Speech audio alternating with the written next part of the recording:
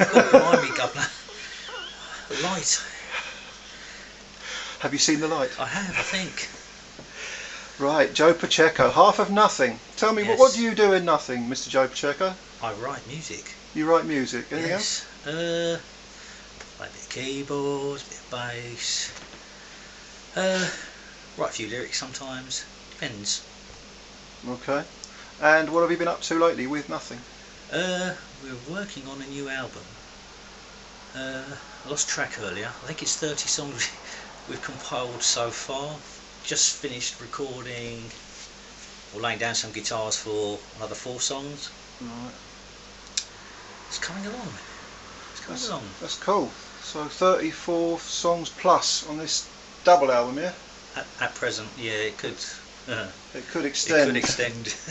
Oh dear. Right. Okay. Well, yeah. You mentioned that you write lyrics occasionally. I know Andreas does most of them, but you do a lyric occasionally. There's one song on this new album that is, I think, a really great song, and I think Andreas did a little bit of the lyric. You did most of the lyric, and it's called Blood Symphony. Ooh. And it's the first song on the album. Okay.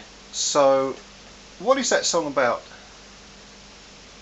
It's about the torture of self-harm, about the inside of why someone would do something like that. About self-harming. Yeah. Strange subject, I know, to to kind of write about, but I don't know. What inspired you to write that then? Not really sure. I've seen a lot of it because of professional work that I do. It's an uncomfortable subject for some to discuss, to talk about, so I kind of aired it a little bit. Well, my take on it. Had lots of hits on some of these social media sites as well. There's Tumblr, that video. Yeah. Because it's kind of hits a, for want of a better phrase, hits a nerve with a few people. So self-harmers. Possibly. It seems to bring a lot of people to seems to resonate with a few. Well, I mean, interesting the way the song is structured as well. It's a very old song of mine, very old. It's very, very dramatic, isn't it? It's very orchestral, and I mean, you can imagine a full orchestra playing that song. And that's the kind of the idea, the whole symphony. Yeah. It's in an orchestra. Yeah, I mean, that's an interesting idea. Like an orchestra playing a song about self-harm. Not really Last Night at the Proms. It's not. I know. Like I say, it's an interesting subject matter, and it's more my take on it. If it hits with others, then fine. If it doesn't, hey, it's a beautiful piece of music though, and I'm quite proud of the way we put it all together. Well, you've written all the music on this new double album, and you've written a few lyrics.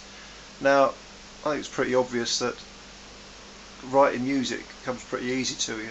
But what inspires you to write lyrically? Oh, blimey. It's a good question. Do you have to have presumably you have to have a specific subject in mind, but what makes you actually think, I've really got to write a song? I mean, I'm thinking of another song that you wrote which is on the album, which is the other end of the scale in that it's quite humorous, which is called Piccadilly Palaver. Oh yes, the palaver. What a palaver. Yeah.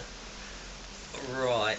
With that one had been sitting around in the back of my mind for a long time. I think I've discussed it with Andreas previously, in wanting to write it, because I spent a lot of time in London and I get pissed off with people, the influx of tourists and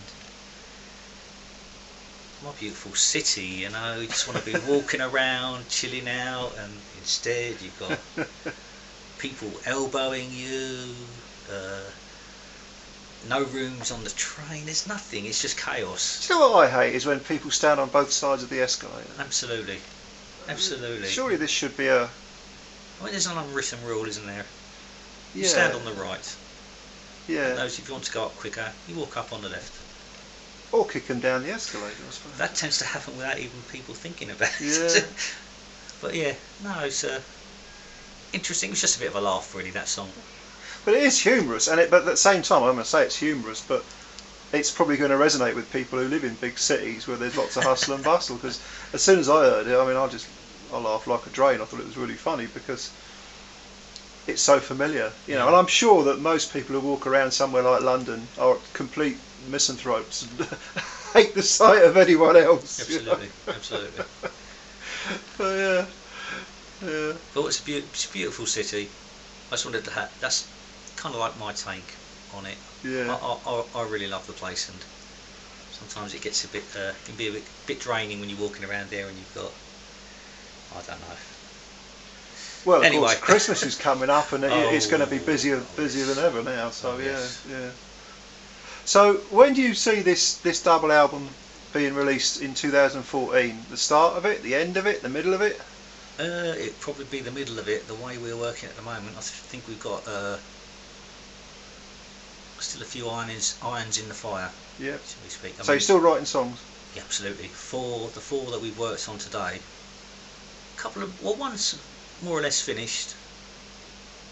I mean, Andreas has still got to put lyrics to the other three. I mean, we were listening earlier today. We were listening to a few of our songs, instrumentals that are still sitting there on the iMac. Waiting for lyrics. Waiting, and you know, it could be more. Yeah. It could be a triple album again. I think we need to set a deadline, no. But yeah, so no, it's all good. It's coming together. Okay. All right. Well, yeah, that's great. Thanks for chatting, and all the best. Excellent. Thank you.